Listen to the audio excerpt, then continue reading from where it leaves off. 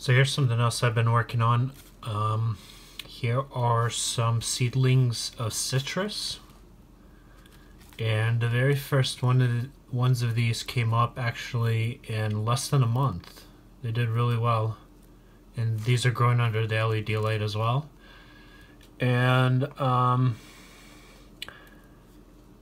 yeah, so the key really to sprouting seeds of tropicals and subtropicals, especially perennials like trees and shrubs, is to plant the seed immediately after you take it out of the fruit. Don't let it dry out or anything, just put it straight into the soil. Keep it moist, don't let it rot. And they do like a really rich compost, like one based on wood chips. And citrus in particular actually like a very, very well draining soil. The most common way that people kill their citrus plants indoors or in pots, whatever, is by watering them too much or having too heavy of a soil. So a soil that you might use actually for something like bonsai would work really well, where they use like perlite and fuller's earth. So this is honey tangerine, and I don't remember how many seeds we planted in here, but there's a bunch of seedlings here now. And so you might be saying to yourself, what's the point here? Chances are these aren't going to come true to the variety that I grew. Well, yeah, I don't really expect that. And I don't really need that. I could buy this variety at a nursery. But there are some reasons you might consider doing this. One of them is for rootstock. So it does take a citrus quite a long time, quite a few years, to get to the maturity where it'll even show its flowers and possibly produce any fruit for you even to tell what it's going to be. There are some ways to kind of tell from the start. We'll talk about that in a second. But as far as grafting onto it, you could let it grow up a little bit.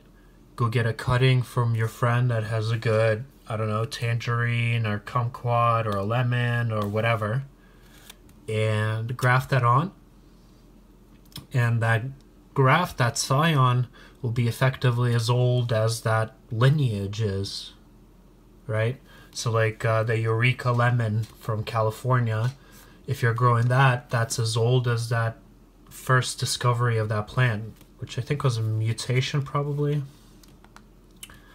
which often happens with fruit trees like citrus and apples, where one branch of a tree starts growing a slightly different fruit that is more favorable in whatever way. So you could do that. And then, you might grow your rootstock for a year or two, graft onto it, and have that fruit within the third year probably. And then by the time you get to the maturity of the rootstock, maybe you can let it back bud and see what the rootstock would actually produce, and then decide at that point. So you didn't waste all those years. So let's say you did actually want to figure out, are any of these going to be a possibility to growing out to maturity and be worth it? So citrus does kind of an interesting thing where some of the seeds are polyembryonic. What that means is that there's basically several germplasts in there, and so it's kind of multiple seeds in one case.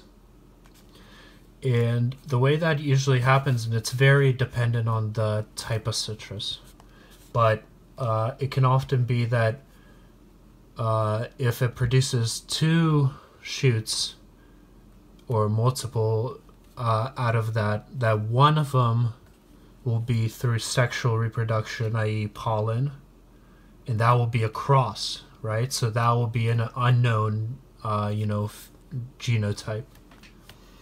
But the others could be through asexual reproduction, and they will effectively be clones of the mother plant. through seed form. I think grapefruit do this the most. I don't actually know the lineage of the honey tangerine. I'll have to look that up. But basically you would just look for multiple shoots coming from one seed. Unfortunately, I didn't keep track of how many seeds I planted in here, and it looks like they pretty much all sprouted. We might be able to get some clues when we transplant them and see if any of the roots are really close, but unfortunately with this batch we won't be able to tell that for sure. But you know, that's something that you could do and see if you get multiple seeds. You will have to grow out both to find out which is which, right? If you get two in one seed. So that's kind of an interesting thing. But really, the way that you can kind of get an idea, let's say you have 100 seedlings and you want to do this seriously and you want to narrow down to 10 prospects to grow out to maturity and to see what the fruit is like for that particular individual. First thing you would look for by far is vigor. So you can see we have some really different sized plants where some of these have just broken through the surface, you know, a few days ago. This one over here and maybe some of these over here have come up like a week or so ago. And, you know, like this one and these big leaf ones, some of which already have their first true leaf. Like this is a true leaf here. There's a true leaf there. There's a good one there. There's this one. Let's see, does that one have two?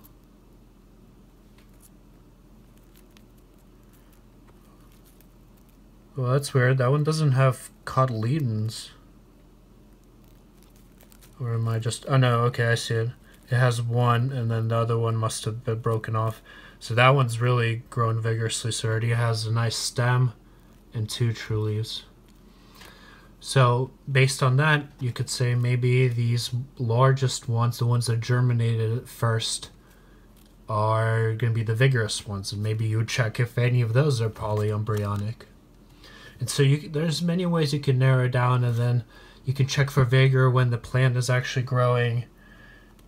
And there's, you know, kind of individual things for different trees. Like for apples, you'd see how well it would produce spurs and that type of thing.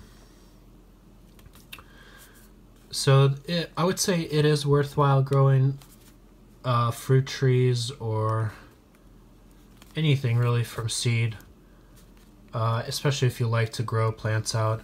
Oh, and speaking of which, you know, we said it would work well in bonsai soil, and citrus itself works great as a bonsai plant, as an actual bonsai plant. And by the way, bonsai isn't a low vigor plant that's dwarfed. The miniaturization there comes from restricting the root space, the nutrients, and most importantly, the pruning of the foliage and the roots. Bonsai plants are transplanted like every year or so, and the medium is raked out. The roots are kind of straightened out into this radial structure, and they're then trimmed pretty aggressively. So citrus does actually work really well as a bonsai. It bag buds really well, and it's just a cool looking evergreen. So I'm also recently planted 9 seeds of, I can't even read that, I think it's Mineola orange or tangerine or whatever that is. So we'll see if we get, you know, more than 9 sprouts, then we'll know for sure we have polyembryonic seeds. Alright guys, thanks for watching, and we'll see you guys in the next one. Remember, keep on growing.